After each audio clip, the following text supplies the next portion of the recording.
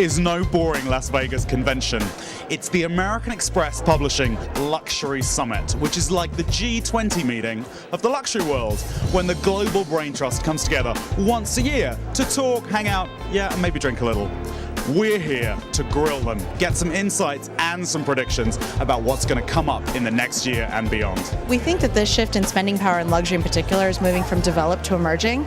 And the most important thing is, in the next few years, we'll have 200 cities in China with over 1 million consumers. And so we think there's an important opportunity to tap into that emerging wealth. There are 2 points of view on globalization. Yes, it's a phenomenon, or no, it doesn't apply to luxury at all.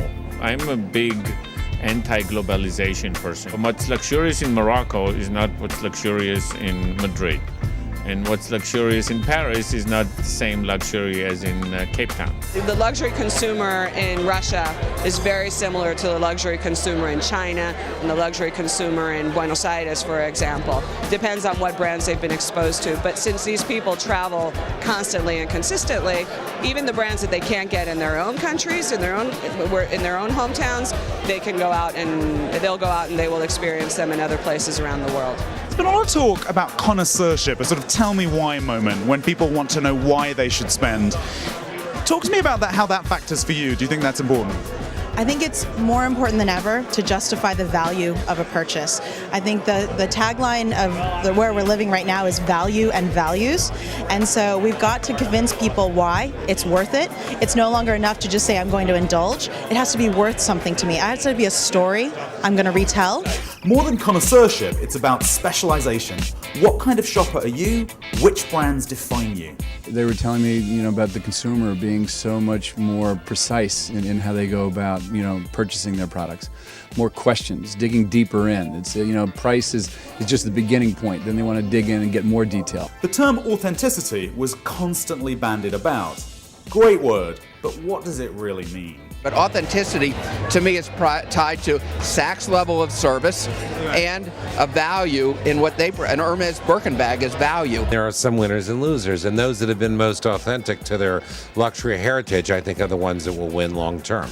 There are certain brands that I call the pillars of luxury and almost the fortresses of luxury, that they have weathered this recession intact and are thriving. And certainly the prime example of that is Hermes, where over the last year their profits have soared because they have always stayed the course and have always stood for luxury. Even though everyone knows what a Birkin is, very few people actually have a Birkin. You see the ads for Louis Vuitton and Hermes, and they're focusing on the way things are made, et cetera. And it's very much about the authenticity of their heritage. We've just stuck to our plan, and then the tide rises, and then we'll try to rise a little farther than the rest. But I think it was a great period the last 2 years in a certain way. I think we've gained some market share. But not everyone is Louis Vuitton.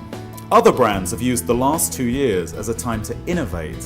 It's been an enormously productive year year and a half in terms of changing and challenging everything that we do. We looked at it and said, I've been telling people, let's not let a good recession go to waste, because, really is an opportunity to ask the hard questions about what do you want to be when you grow up? What do you want the brand to stand for? What do you want to look like? Nothing ever comes back the way it was. Everything always evolves. And there are some winners and losers, and those that have been most authentic to their luxury heritage, I think, are the ones that will win long term. This brings up the idea of microstige. Not mass, not luxury, but just for me. I think in the last 5 to 10 years, luxury was democratized. And in fact, because we had so much wealth creation, people wanted to participate. And so all of a sudden, luxury became luxury for all. And going forward, that true luxury shopper who was effectively ignored when you had so many people walking through the door, that person's going to be even more demanding in order for him or her to be able to part ways with their money. So, we've been talking about luxury for 3 days. I feel like we've been shopping on Madison Avenue in discussion terms. What's the big thing you've learned? What are you going to go home and tell your wife tonight? Well, there's been a lot of positive news I think is really important that we want to share. I mean, the consumer is feeling better. Right? The economy is feeling better. So we see brighter days ahead, and I think that permeated throughout the room from everybody that we were talking to. So I think that's critically important. Having not been here last year, we didn't do the summit in 09. Coming back and gathering together again and a sense of real positive energy, I think was a great benefit to me, and I think most people in the room about this summit this year. So that's it, the end of a 3-day orgy of luxury discussion, which threw out some really interesting new trends. I'm Mark Elwood for Plum TV on a luxurious assignment in Las Vegas. We'll see you next year.